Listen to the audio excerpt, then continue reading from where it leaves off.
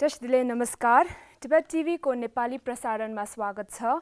म सकिना बट यस हप्ताको तिब्बत, परम पावन दलाई लामा र निर्वासित केन्द्रीय तिब्बती प्रशासनको साप्ताहिक समाचारहरूका साथ उपस्थित भएकी छु। यस साताका प्रमुख समाचारहरू। परम पावन दलाई लामा ज्यूद्वारा युरोपियन युनियनको सम्झौतालाई स्वागत। परम पावन दलाई लामा ज्यूबाट महान पण्डित चन्द्र कीर्तिद्वारा विरचित माध्यमिका बारे प्रवचन। परम पावन दलाई लामा ज्यू र केन्द्रीय तिब्बती प्रशासनले जन लुइसको निधन र असममा रहेका बाढी पीडितहरूलाई सहानुभूति। चिनिया सरकारले दलाई लामा ज्यूको प्रशंसामा गीत गाउने 2 जना तिब्बतीलाई पक्राउ। रुसी वैज्ञानिक र बौद्ध विहारहरूको संयुक्त परियोजनामा भिक्षु अन्वेषकहरूलाई आमन्त्रित। इटालियन संसद ब्यान्चीले चीनमा इटलीको स्थितिबारे प्रश्न। चीनको तिब्बत सम्बन्धित गोष्ठी संयुक्त राष्ट्र सङ्घमा आफ्नो मोहर जोगाउने प्रयास मात्र, केन्द्रीय तिब्बती प्रशासनको सूचना सचिवको भनाई। वाशिंटन डीसीमा भएका तिब्बती दूतावास कार्यालयले तिब्बतका लागि साइकल अभियान्तालाई स्वागत।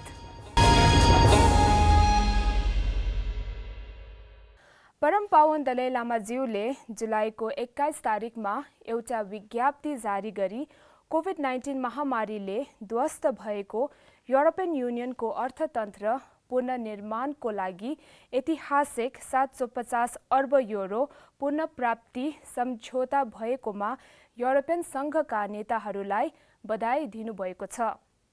परम पावन दलाई लामा ज्यूले युरोपियन युनियनले एकपटक फेरि साझा चासोको महत्त्व प्रदर्शन गर्दै खराब चुनौतीहरूको सामना गर्नुपर्दा पनि साझा चासो र आपसी सहयोगलाई प्राथमिकता दिने यो नमुना सबैको लागि एउटा प्रेरणादायक भएको बताउनुभयो।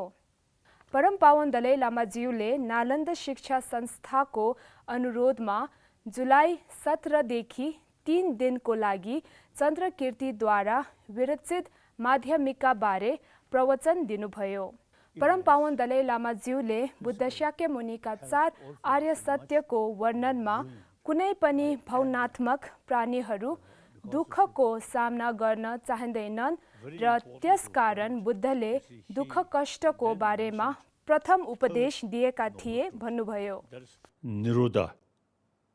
Nirodha is complete elimination about the source of suffering, cause of suffering. Then fourth, marg, path. So now important is we have to analyze or investigate the cessation of all these the negative emotion,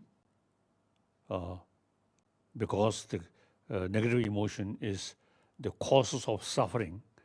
दोस्रो दिन परम पावन दलाई लामा ज्यूले संस्कृतलाई विद्वान भाषाको रूपमा ल्याइन्छ र त्यसैले नगार्जुना र चन्द्रकीर्ति दुवै विद्वानहरूको पुस्तकहरूलाई संस्कृतमा पढ्नु उचित हुने सुझाव दिनुभयो। परम पावन दलाई लामा ज्यू र केन्द्रीय तिब्बती प्रशासनले अमेरिकी संसद र नागरिक अधिकारका प्रतिमा जन लुइसको निधनमा शोक व्यक्त गर्नुभयो।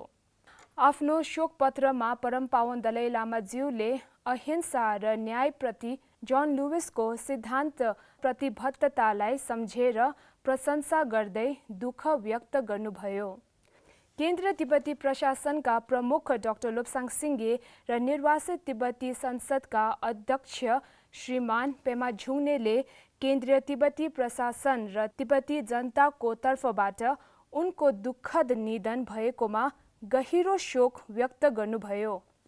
परम पावन दलाई लामा ज्यूले भारतको उत्तर पूर्वी राज्य असममा बाढीले आफ्नो ज्यान गुमाएका व्यक्तिहरूसँग एकता प्रकट गर्दै दलाई लामा ट्रस्टबाट राहत र उद्धारको लागि दान दिनुभयो। मुख्यमन्त्री सर्बानन्द सोनोवालले उनको दयालु इशाराको लागि तुरुन्तै ट्विट गरी परम पावन ज्यूलाई धन्यवाद दिनुभयो।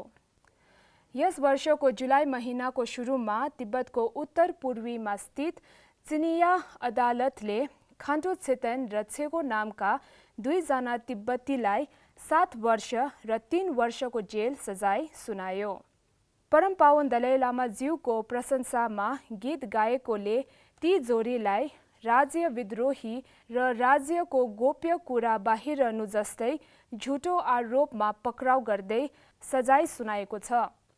तिब्बत टाइम्सका अनुसार 2019मा गीतकार खान्टो छेतेन गायका छेगो र एक अज्ञात तिब्बती महिलालाई दलाई लामा ज्यूको प्रशंसामा गीत रची गाएको र चिनिया सामाजिक सञ्जालमा प्रसारित गरेपछि पक्राउ गरी जेल सजाय दिएको छ। भिक्षु अन्वेषकहरूलाई तालिमको लागि भर्ना हुन रुसी वैज्ञानिकहरू र बौद्ध विहारहरूको संयुक्त परियोजनामा आमन्त्रित गरिएको छ, जसको उद्देश्य चेतनाको परिवर्तन र थुक्दम घटनाको अध्ययन गर्नु हो।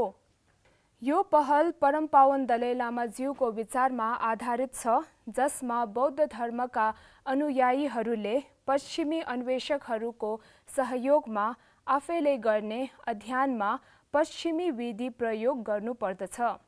2019को सेप्टेम्बर महिनामा यी गुम्बाका 8 भिक्षुहरूले रसियामा न्यूरोसाइन्समा मध्य मार्गको दृष्टिकोण कार्यक्रममा प्रशिक्षण प्राप्त गरिसकेका छन्।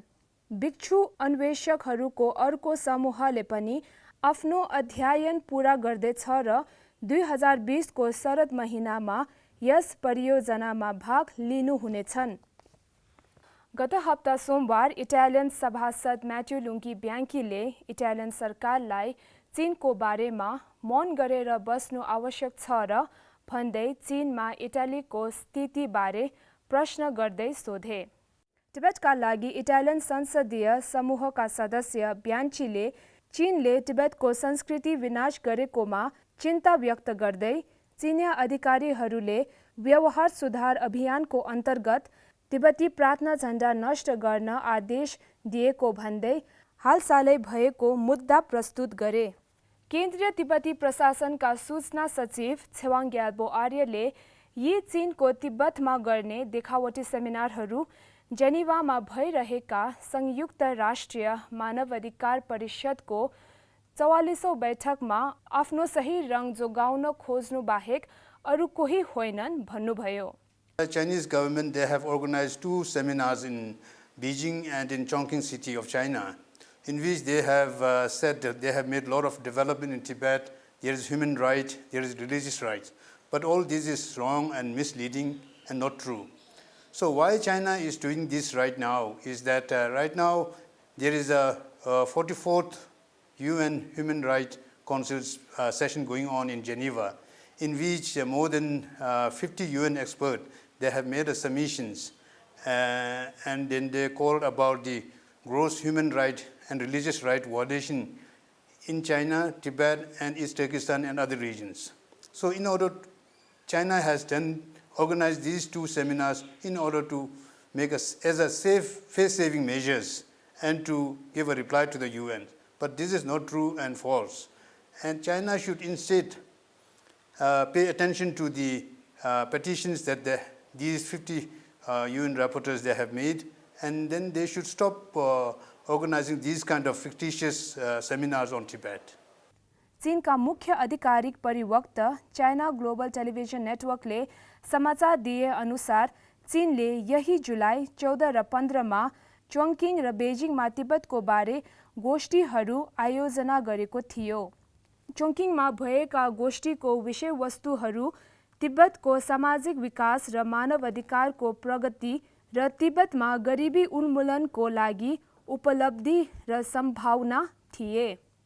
जुलाईको 20 तारिक वाशिंगटन डीसीमा स्थित तिब्बती दूतावास कार्यालयले तिब्बतका लागि साइकल अभियानमा रहेका पूर्व राजनीतिक कैदी ताहु लोप्साङ झिम्पालाई स्वागत गरे। उनले चिनिया कम्युनिस्ट पार्टी अन्तर्गत तिब्बतको दमनकारी परिस्थितिहरूबारे चेतना जगाउनको लागि बोस्टनदेखि वाशिंगटन डीसीसम्म 852 किलोमिटरको साइकल यात्रा अभियान लगभग 2 हप्ता अघि सुरु गरेको थिए। आजको लागि यति नै, फेरि भेटौँला।